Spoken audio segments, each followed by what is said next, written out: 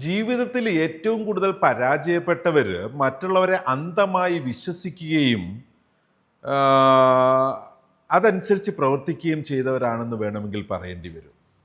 അതുകൊണ്ട് തന്നെ നമ്മൾ അനസ്തേഷ്യ പോലെ വളരെ പ്രധാനപ്പെട്ട ഒരു ട്രീറ്റ്മെൻറ്റ് മൊഡാലിറ്റിയിലേക്ക് എത്തുമ്പോൾ അന്ധമായ വിശ്വാസങ്ങൾ അനാവശ്യമായ പരാജയങ്ങൾക്കും പ്രതിസന്ധികൾക്കും കാരണമായേക്കുമെന്നുള്ള ഉത്തമ ബോധ്യം നമ്മുടെ ആശുപത്രിയിൽ നല്ലതാണ്.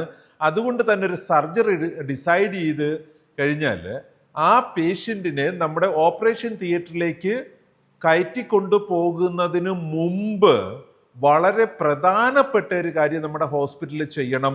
അതിന് പറയുന്നത് പേഷ്യൻസിനെ ഒരു പ്രീ അനസ്തേഷ്യ അസസ്മെൻറ്റ് നടത്തി അതിൽ കൂടെ നമ്മൾ ഫോർമുലേഷൻ ചെയ്ത പേഴ്സണലൈസ്ഡ് അനസ്തേഷ്യ പ്ലാൻ ഉണ്ടായിരിക്കണം, അത് ഡോക്യുമെൻ്റ് ചെയ്തിരിക്കണമെന്നതാണ്. കാരണം പലപ്പോഴും പേഷ്യൻ്റ് നമുക്ക് മുൻ പരിചയമുള്ള ആളെ ആയിരിക്കില്ല. അവരുടെ ബിഹേവിയറോ ഫാമിലി ഹിസ്റ്ററിയോ അവർ മുമ്പ് ചെയ്തിരുന്ന ചികിത്സകളോ നമുക്കൊരു ധാരണയും ഉണ്ടാവില്ല. ഈ സർജറി ചെയ്യണമെന്നതുകൊണ്ട് മാത്രം നമ്മുടെ മുമ്പിലേക്ക് എത്തപ്പെട്ട ഒരു പേഷ്യൻ്റാണ്. അത് ഏതെങ്കിലും ഒരു നേഴ്സോ PR അല്ല അവരുമായിട്ട് ഡിസ്കസ് ചെയ്യേണ്ടത്. നമ്മുടെ ഹോസ്പിറ്റലിലെ ക്വാളിഫൈഡ് അനസ്തേഷ്യോളജിസ്റ്റ് കൃത്യമായും അവരുമായിട്ട് ഒരു സിറ്റിംഗ് ഇരിക്കുകയും പ്രീ അനസ്തേഷ്യ അസസ്മെൻറ്റ് എന്ന് പറഞ്ഞ വളരെ ക്രൂഷ്യലായിട്ടുള്ള ഒരു കാര്യത്തിൽ കൂടെ കടന്നു പോവുകയും വേണം.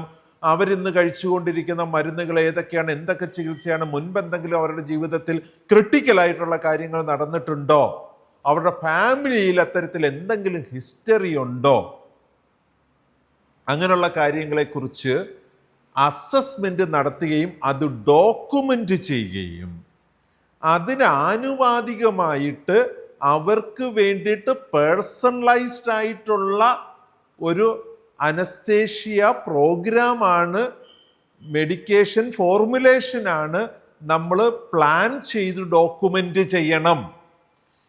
കാരണം ഈ സർജറിക്ക് അവരെ തിയേറ്ററിൽ കയറ്റിക്കഴിഞ്ഞാൽ നമുക്ക് പിന്നീടൊരു ക്വിക്ക് അസസ്മെൻ്റ് ആണ് ഇൻഡക്ഷൻ ടൈമിൽ കിട്ടുക. സോ അതിൽ ഇതൊന്ന് റീചെക്ക് ചെയ്യുക മാത്രമാണ് നമ്മൾ ചെയ്യുന്നത്. എന്നാൽ എമർജൻസി കേസിലോ അല്ലാതെ നമുക്ക് എമർജൻസി കേസിലോ ഒബ്സ്ട്രിക് കേസിലോ പേഷ്യൻസ് വരുമ്പോൾ കൃത്യമായിട്ട് നമുക്ക് ഒരു അസസ്മെൻറ്റ് ടൈം കിട്ടാതെ വരാൻ സാധ്യതയുള്ളത് കൊണ്ട് നമുക്ക് അവിടെ വളരെ എമർജൻസി ആയിട്ട് ഇത് ചെയ്യേണ്ടതുണ്ട്. പക്ഷെ ചെയ്തിരിക്കണം. നമുക്ക് ടൈപ്പ് ഓഫ് അനസ്തേഷ്യ ഡിസൈഡ് ചെയ്യപ്പെടേണ്ടത് ആ സർജറിയെ മാനദണ്ഡം ആക്കിയാണ് എന്ന് പറയുമ്പോഴും ആ പേഷ്യൻ്റെ മുൻകാല ചരിത്രങ്ങളെ പഠിച്ചും കൂടെയാണ് ചെയ്യേണ്ടത്. പോസ്റ്റ് ഓപ്പറേറ്റീവ് പെയിൻ മാനേജ്മെന്റ് എങ്ങനെ ചെയ്യണം എന്നുള്ളത് അപ്രോപ്രിയേറ്റ് ആയിട്ട് ചെയ്യുന്നതിന് നമുക്ക് ഈ അസസ്മെന്റ് നമ്മളെ സഹായിക്കും.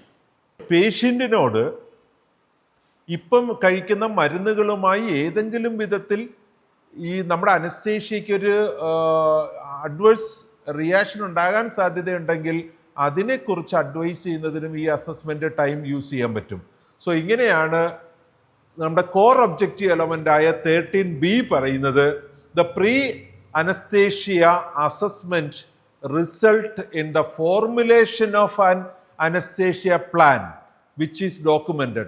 നമ്മൾ നടത്തുന്ന പ്രീ അനസ്തേഷ്യ അസസ്മെന്റ് ഒരു ഫോർമുലേഷൻ ഓഫ് അനസ്തേഷ്യ ഡോക്യുമെന്റ് ചെയ്യുന്നതിന് കാരണമാണോ എന്ന് പറയുമ്പോൾ നമ്മുടെ ആശുപത്രിയിൽ ഇത്തരത്തിലൊരു ഡോക്യുമെന്റ് കൃത്യമായിട്ട് പ്രിപ്പയർ ചെയ്യണം, സൂക്ഷിക്കണം. അതാണ് ഈ ഒരു ഒബ്ജക്റ്റീവ് എലമെന്റ്. നമ്മുടെ ഹോസ്പിറ്റലിൽ അനസ്തേഷ്യ മെഡിക്കേഷനും ആ സ്ട്രക്ചറും ഏത് ടൈപ്പ് എല്ലാം കൃത്യമായി ഡോക്യുമെന്റ് ചെയ്യണം. അത് ഏത് സമയത്താണ് ഡോക്യുമെന്റ് ചെയ്യേണ്ടത്? ഈ ഒരു അസസ്മെന്റിനെ ബേസ് ചെയ്തിട്ട് അത് ഫോർമുലേറ്റ് ചെയ്ത് ഡോക്യുമെന്റ് ചെയ്യണം. COP 13B core objective element ആണ്.